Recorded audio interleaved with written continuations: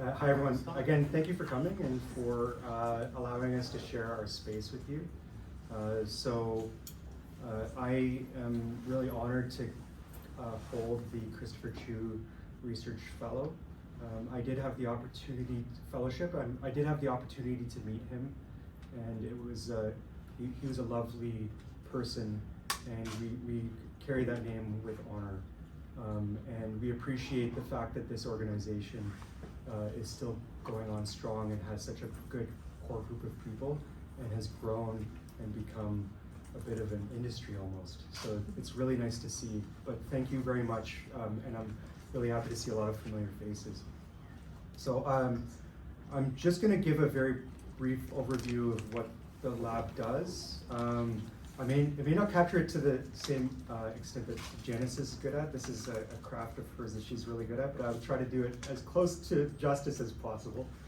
But yeah, my name is Paul McKeever, and I'm a postdoctoral fellow here in the laboratory of Dr. Janice Robertson.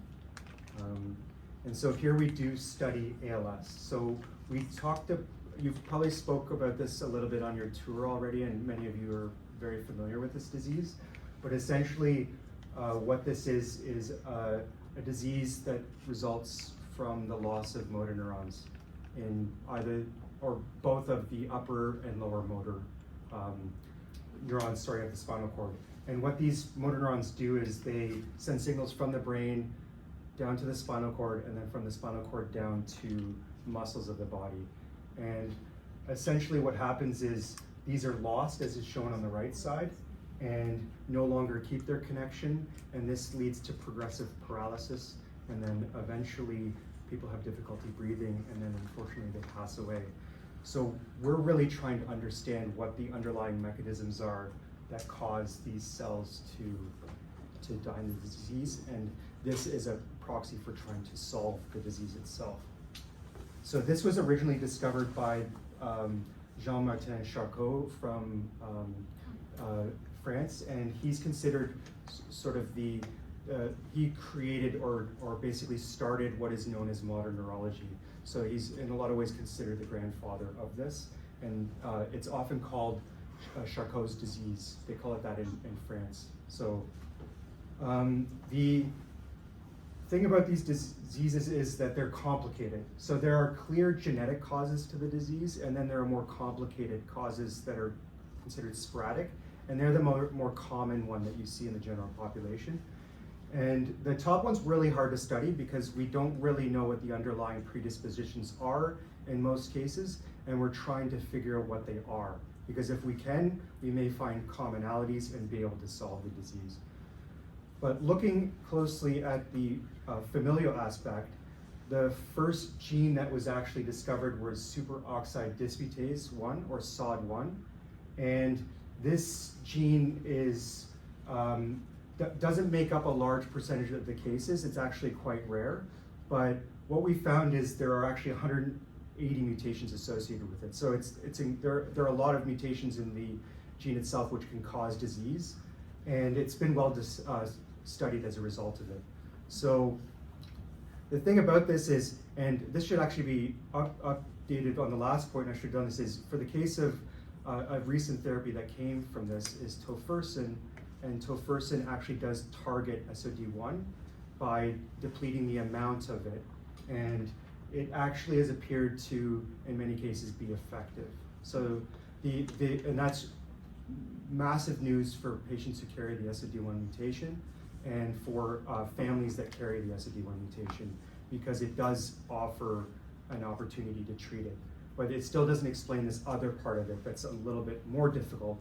And now when we look at this, there are many genes that we've found since 1993, and this has made the picture really complicated because most of these, if not all of these genes, all work in different pathways other than how SOD1 works. So this has basically opened up a lot of questions about what might be causing the disease, how it might be working, and what we can do to try to figure things out. So I've just got a very basic schematic which shows that you have a path that leads to degeneration. So SOD1 has that. You have an upstream thing that happens that causes a downstream problem. So another common one, and Janice probably described this at the microscope, is you have TDP43, which is, and I heard Phil speaking about this as well, and the others, people in the lab might have mentioned this. TDP43 is clumped in most cases of ALS, and it's sort of this factor that overlaps amongst all of them, but not SOD1. It's basically making up the majority of what we see under the microscope. So this became, but interestingly, mutations in TDP43 are very rare. But something caused that to be a problem. It being an RNA binding protein, it's not surprising. There's another one called fused in sarcoma, and this is another, what's called an RNA binding protein, and it has sort of a different path that can lead to disease. Optineurin is another potential gene. It has its own path. And then C9orf72, I was speaking with someone earlier, has a complicated path towards disease that we're starting to unravel more and more with each day, pretty much. There appears to be a new paper about C9orf72. So all of these yellow dots are showing where there might be overlap that will allow us to understand, at least in a subset, what may be causing it. If you get down to the bottom, that's where it's usually latent disease and it's difficult to actually treat it. So ideally, we want to target something higher up. So we want to refine our techniques to be able to do that. So, but it's interesting that you have these complex things that are different that lead to the same end result, which is you have motor neuron degeneration. So why is that? So I'm really fortunate to work here at the TANS. There's an amazing group of people that takes into account clinicians at Sunnybrook and scientists here at the TANS. So at Sunnybrook, you have Dr. Lauren Zinman, who is a fantastic neurologist and sees the most patients in Canada and is incredibly important for clinical trials and for providing a foundation for patients that are seen in the Greater Toronto Area and even across Canada. And in collaboration with Dr. Janice Robertson, who is fantastic at looking at the mechanisms of disease, identifying biomarkers, trying to understand how the disease works, working closely with Ekaterina Rogeva, who does genetics, epigenetics, trying to understand what disposition factors might be contributing to it, and then of course Julia Keith, who will then confirm, because we do get a good understanding that the disease is caused, but we confirm a lot of things through post-mortem analysis. So neuropathology is sort of how we figure those parts out. But all of these members come together and allow us to establish a full program that can take things from the clinic to the bench. And this collaboration is incredibly important for that. So I wanted to just say this came out yesterday, and there's a QR code to look it up. Through the hard work of Janice and Ekaterina Rogeva, the TANS just got $8 million worth of CFI funding to allow for new equipment. So yeah, I think this is incredibly important to look at. And so we're really happy to hear that. And this project and writing this grant, I know just through conversation how difficult this was, but they stuck it out and got it done. So good for them, because it actually led to good results, and we needed that. We have good equipment, but some things need to be replaced. Some new things have to come on board. We have new questions we have to answer.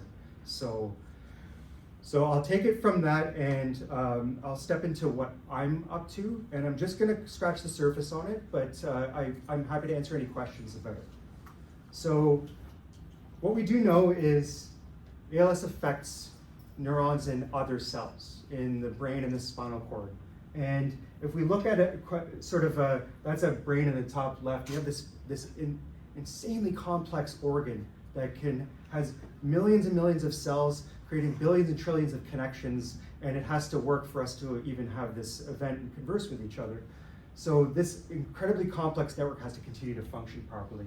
It's not just cells sending signals from one end to the other. There's a homeostatic process that has to work all in concert that allows the neuron to actually send a signal and eventually get to your muscle.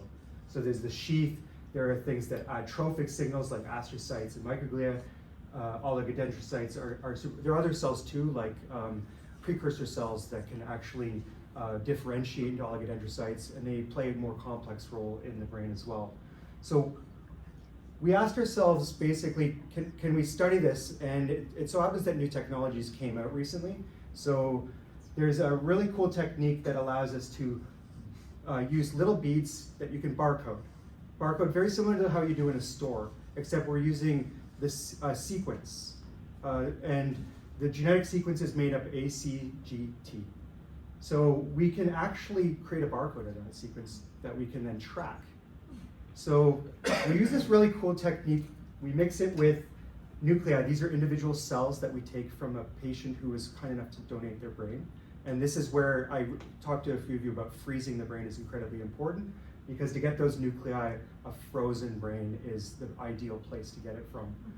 And the reason we can do it is because the double membrane of the nucleus, very resistant to agitation. We mix things together, and we use, this is a process similar to what you do at an Italian restaurant. You mix oil and vinegar, and it creates little balls. So when you look at this, and then you collect it, and you're able to basically use computer software to decode what the individual cells were. So really cool technology. So someone did the nice work of showing how this might look, and I don't know if I can get over there, but on the bottom there, on the left, you can see there's a tiny little cell that mixes with that big bead, and that's an individual cell. So this happens thousands of times, and it's done at a rate that you are able to do that one by one. So we take that information, or we take all that information that this produces, and then we go and look at what it might look like once you deconvolve the information about those cells. So deconvolve is just like basically decoding it, or looking at what individual cells are there. So this thing on the left actually is approximately, there are actually 100,000 dots there. And this is a technique of showing things that, this is an incredibly complex data set. It's sequencing data from thousands of cells, and they all have unique characteristics. So we're taking that and then putting it into 2 dimensions so that you can visualize how they situate in the communities. And then we use that information to then start asking questions about the disease.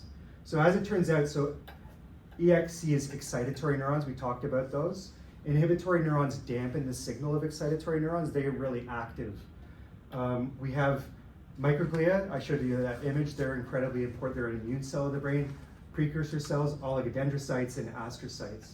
So we can actually look at how many of these are in the brain with enough samples, but we really ask how they're changed relative to each other. That's the most important thing we can do to look at this. So what I'm showing you here is we have basically are able to look at the cells from controls. So these are people who didn't have any neurological disease, and compare it to different causes of ALS.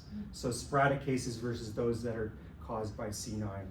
So we actually published a paper on this, and I did have a video that I made with Shri, which describes the results of this. So I'm not going to go into that today, but if anyone has seen it, has questions about it, I'd be happy to talk about it.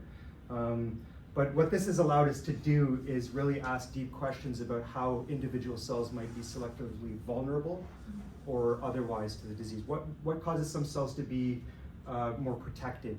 You can start to ask these questions because we can pull them out of the milieu and look at them in isolation, and look at them grouped together with other patients so that we can see what collectively might be happening.